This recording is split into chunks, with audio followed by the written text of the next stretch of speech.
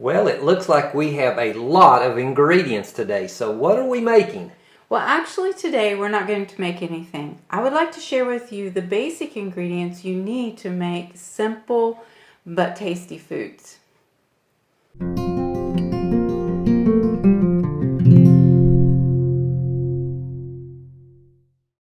Here are 10 ingredients that you will find very useful in making foods that taste good and are inexpensive.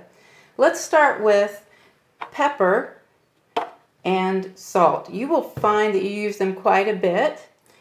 Also flour, all-purpose flour will be just fine. Sugar, baking soda and baking powder. We have some butter here. I prefer to bake and to cook with real butter. I find it gives a better taste. Oil of some type. We usually use olive oil. And then milk. You'll find you use that a lot. And eggs. The nice thing is that most of these ingredients are dry and they will save for a long time. And on an estimate, you can pick up all 10 of these for around $25 to start your adventure in cooking good, healthy foods. Now with these basic ingredients that we just talked about, you can make pancakes and biscuits and simple cookies. But I'd like to share with you a few more things that our family uses because of what we like to bake. Your list might be a little bit different. But for instance, say you want to make a cake. Well, just the addition of some vanilla will make a better cake. How about you want to spice things up a little bit? Some of the spices and herbs that we use the most are cinnamon, garlic, and Italian herbs. You accrue these slowly over time as you figure out what you like and what you use. So don't feel like you have to run right out and get all of these things. The simple addition of yeast, I make our own bread with flour and sugar and salt and oil will make bread or pizza doughs. So this is something you don't have to buy a lot of or buy often, but it is something that will expand your ability to make good foods.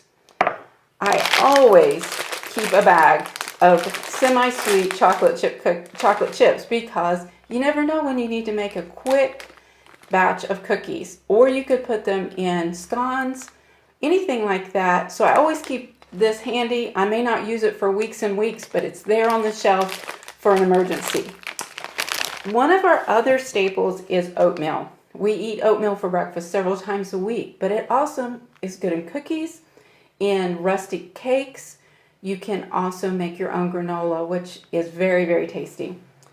The other thing that I always check before I go to the store is, do we have cheese? We don't eat it just plain, but we use it in so many ways, on eggs, on quesadillas, on soup, or sprinkled on salad. So always make sure we have a little bit of cheese in the refrigerator. Now, to be completely honest, it does take time and effort to cook and bake from scratch. But why should you do it? Well, it's cheaper in the long run, it's tastier, and it's healthier. Those are 3 good reasons to begin to stock your pantry with the basics that will allow you to make good food. Now next week, we plan to talk about the basic equipment that you need. Again, remember this is just a starting place and that you will move on from there. But these things will help you get started in a good way.